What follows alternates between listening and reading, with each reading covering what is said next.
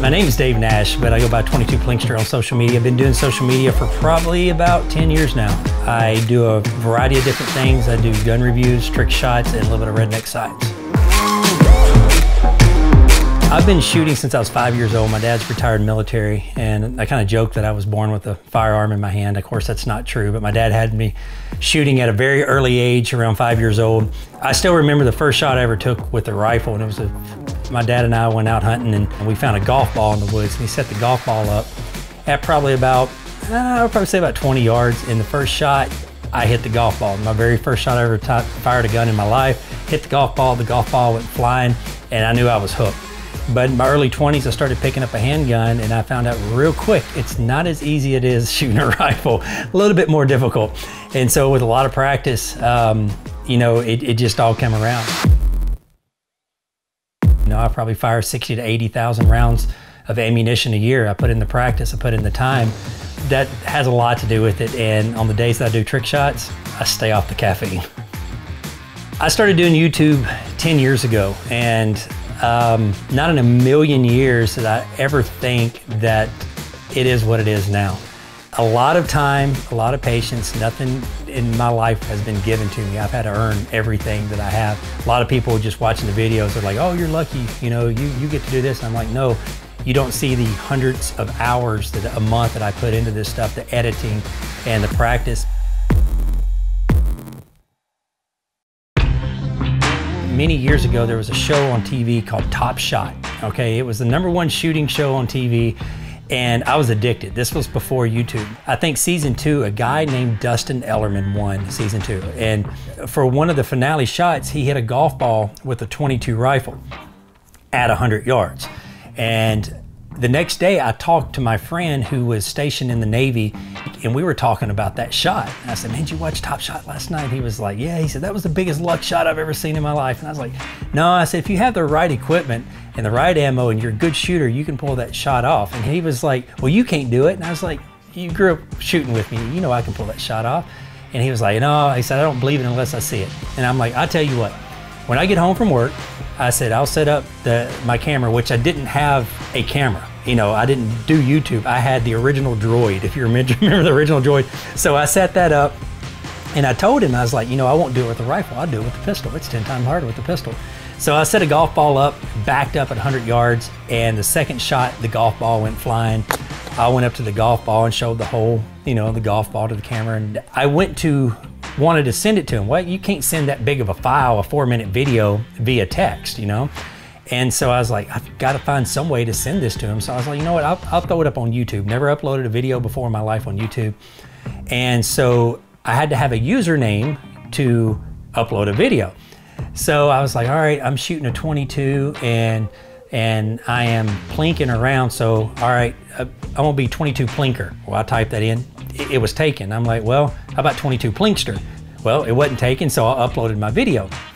He watched it. I called him the next day. We laughed about it. We talked about it. That was it. That's all I wanted YouTube for. I did not want to, you know, didn't even think you could do this for a living. I didn't know you could make money on, you know, YouTube.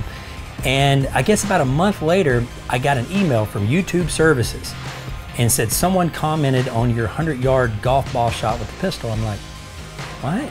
I forgot I uploaded the video. So I clicked on the video and it had like 73 views. I'm like, 73 people wasted their time and watched this boring video. And the guy commented like, nice shot or something like that. And a couple days later, I started getting a few more comments and they're like, well, can you do this? Can you do this? And I'm like, yeah. And so like 2 weeks later, they'd send me a message like, where's the video? I'm like, oh, I thought you were just asking me if I could do the shot. I didn't know you wanted me to film it. So I started filming little 20, 30-second clips with my Droid phone and uploading them. And you know, it was just fun. I did that for probably about 2 or 3 years, and then YouTube algorithm, things kind of took off and my videos got shared, and now going on 5 years, I do it full time. So I shoot guns for a living. It's not a bad gig. If someone can watch one of my videos and step away from it and learn something and still be educated about a certain firearm and be entertained all at the same time, you know, I accomplished my job. You know, if I can get those new shooters, those young shooters into firearms saying, hey, firearms are not as scary as Hollywood or the media portrays them, You know, there is a big safety factor. Everybody should be safe around them. You know, you won't find anybody more safe with a firearm than me. As long as you're safe and responsible with them, you know, shooting is a great sport. It's a fun sport. It can be expensive at times, but you know, for a new shooter, young shooter, they're usually starting with a rimfire, and that's where I come in. A lot of people that look at people that are social media influencers, I don't really like that term, but you know, they look at people like me, they're like, man, you know, he has the best job in the world. Yes, I have probably the best job in the world, but it's a lot of work. It's 80, 90 hours a week, every single week, 7 days a week. You're all the time checking direct messages, you're all the time checking comments, you're all the time uploading, you're all the time reviewing stuff, phone calls with different companies, different brands. It's a lot of work. However, I have ADD, so I have stream ADD, and I can bounce from one thing to another. Now, nothing gets done hardly because of the ADD, but it all comes to fruition, you know, down the road. But you know, I recently just took my first vacation that I had in 5 years. You know, I went unplugged for 4 days, the first time in 5 years. No cell phone service. Went to Arkansas on the White River, and it was kind of strange. It was kind of strange at first. I'm like, I need to check messages. I need to check these emails because it's not uncommon for me to get 800-900 emails a day, every single day of my life. And I couldn't check them, and it was kind of good. Now, when I got home, you know, it was double time, but it was great to unplug for 4 days. When I turned pro 5 years ago, I wanted to start wearing my wedding ring. Well, I have never fired a handgun with my gold wedding ring on before. So I put my wedding ring on, and the first time I was shooting a firearm with some recoil, not a 22, but something like a 40, 45, I noticed after I get through shooting that my knuckles were bruised and just raw, because when you shoot a pistol and you shoot it correctly, you're pushing with this hand and pulling with this hand. So I'm pulling against my knuckle, the slightest bit of vibration, and these 3 knuckles are just getting wore out. So I was like, you know what, there's gotta be a less painful way to shoot.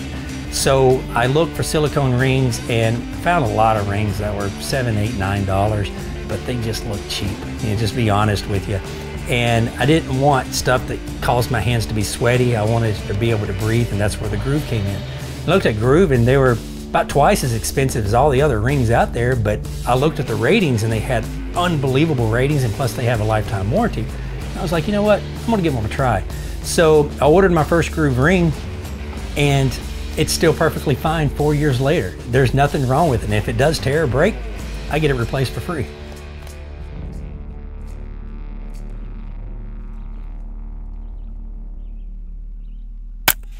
Nailed it.